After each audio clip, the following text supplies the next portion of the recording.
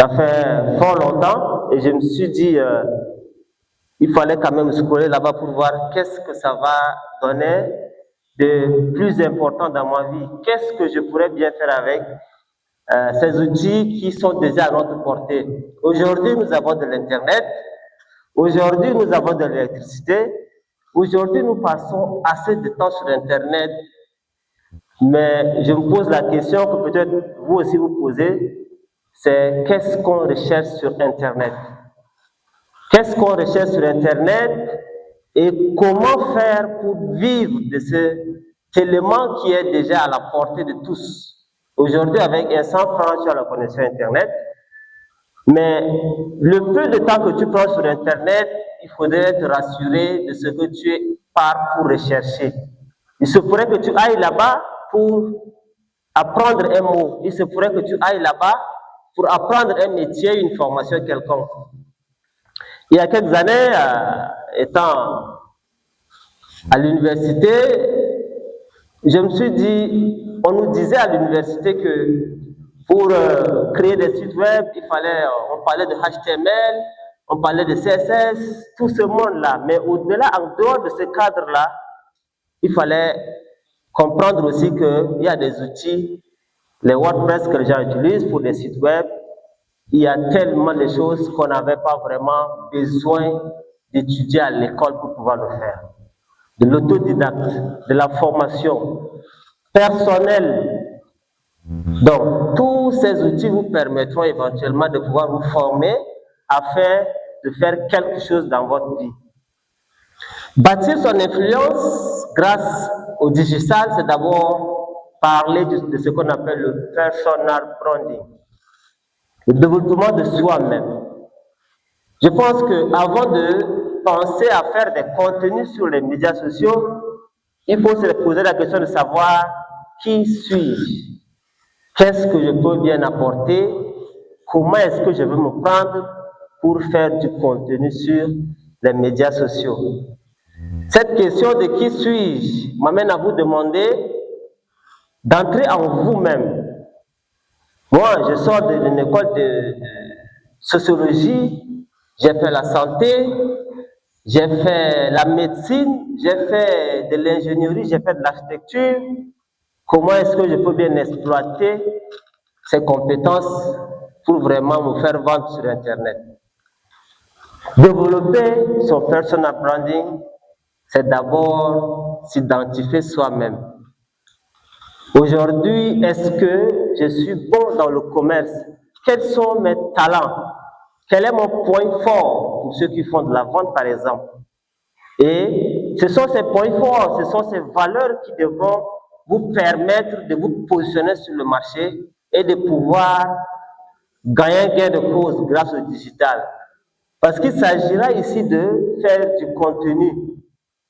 Non seulement d'avoir des followers, comme on le dit, des millions d'abonnés sur sa page Instagram, LinkedIn, TikTok, Facebook, que sais-je encore. C'est pas le fait d'avoir des millions d'abonnés qui fait de nous un influenceur, mais c'est d'abord le contenu.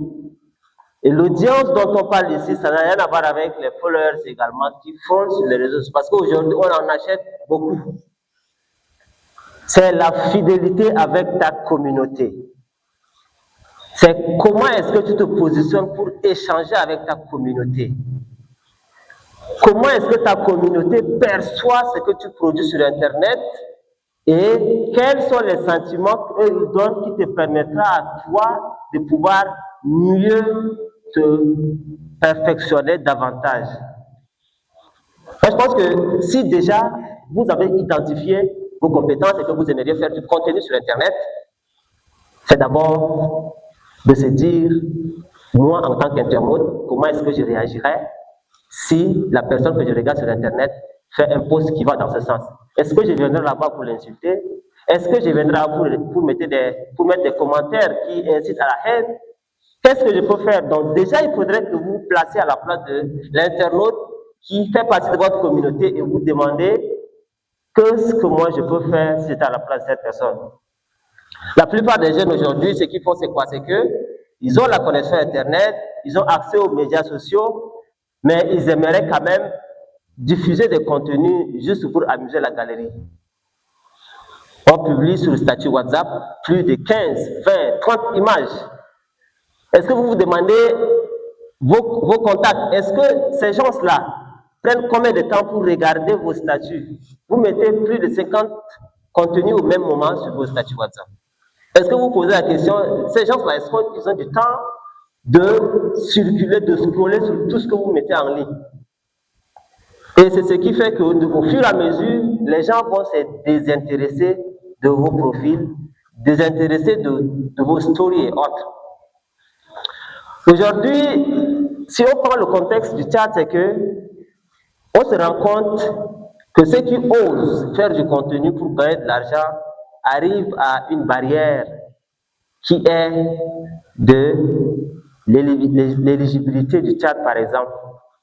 Pour ceux qui sont curieux, qui essaient quand même de monétiser leur page, qui essaient de monétiser leur compte, quelque part, vous allez savoir que le chat n'est pas éligible à la monétisation.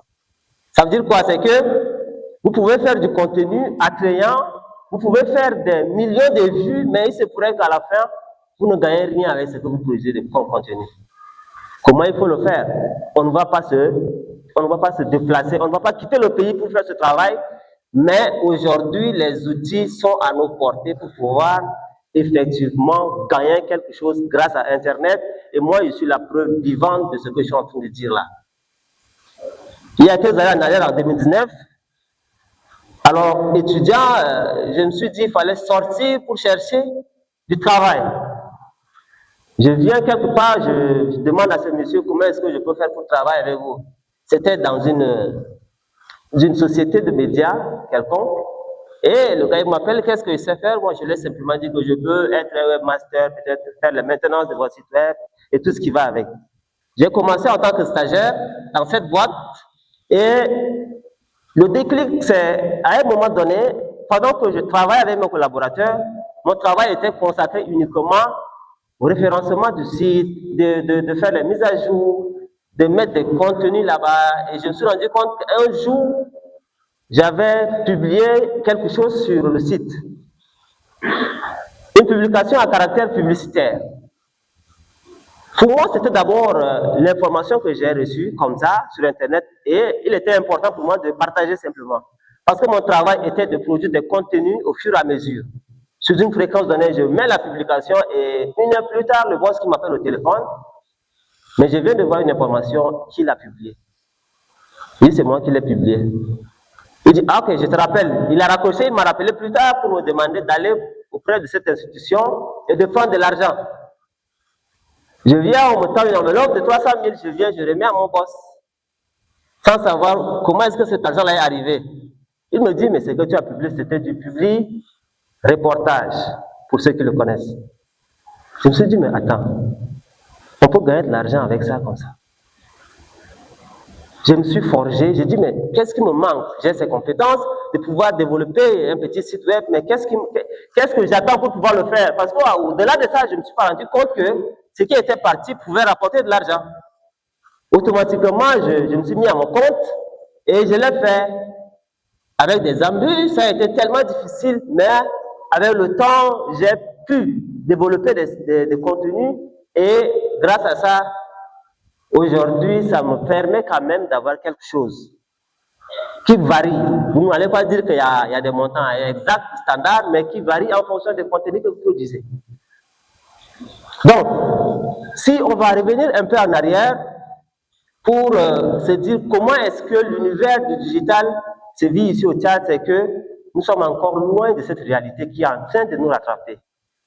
Cette réalité qui est à notre portée de main et cette réalité qui doit normalement nous aider à s'enrichir est en train de nous détruire par contre.